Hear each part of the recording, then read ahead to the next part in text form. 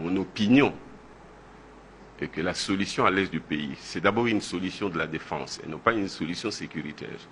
La défense, c'est qu'il faut régler la situation avec le Rwanda. Régler la situation, il faut faire la guerre au Rwanda. Si nous voulons contrôler l'est de la République, il faut faire la guerre avec le Rwanda. Mais pour faire avec le Rwanda, il faut une armée, d'où il faut un pouvoir fort, avec des bonnes finances, occuper le Rwanda, à la limite, annexer le Rwanda au Congo. La solution pouvait se trouver dans le cadre de la CPGL. Tant qu'on ne fera pas la guerre au Rwanda, on ne mettra pas fin aux questions de sécurité. Donc il faut d'abord la défense. La défense, seule l'option de la défense nous permet d'avoir des solutions sur le plan sécuritaire. Il faut faire la guerre au Rwanda, occuper le Rwanda, administrer le Rwanda, annexer le Rwanda. La CPGL ne peut se faire qu'à ces prix-là. Les Rwandais, l'élite rwandaise aime tellement le Congo, les richesses du Congo, qu'elles viendront. Exploiter ça avec nous dans le cadre de la CPGL, après qu'on ait réglé. Comment vous pouvez, vous, élite congolaise, vous journalistes, penser qu'il est normal que le Rwanda influe sur la politique congolaise? L'Ouganda influe sur la politique congolaise en disant nous voulons tel plutôt que tel, ainsi de suite. Et que nous ne sommes pas en mesure de dire qui nous voulons comme président au Rwanda. C'est parce que nous sommes faibles.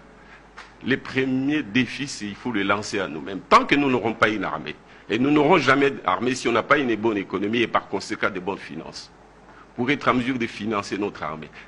Le Rwanda va se discipliner de lui-même.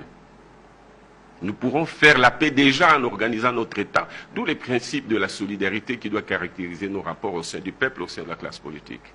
D'où la nécessité d'avoir un pouvoir légitime capable d'organiser l'économie, d'avoir de bonnes finances et d'être capable de financer une armée pour que les Rwandais se disciplinent, tous nos voisins qui nous importunent.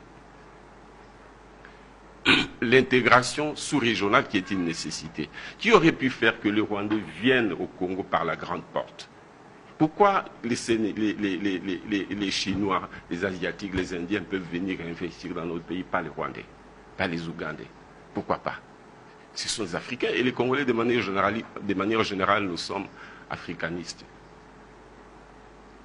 Les Rwandais peuvent venir investir, exploiter. D'ailleurs, les 10 000 ou les 5 000 ou 8 000 kilomètres carrés qu'ils veulent avoir et qui n'auront jamais, en tout cas qui n'auront pas dans la paix. Et la guerre sera longue et peut-être éternelle. Ils ne l'auront jamais. Mais ce 10 000, c'est peu par rapport à ce qu'ils peuvent avoir en venant au Congo.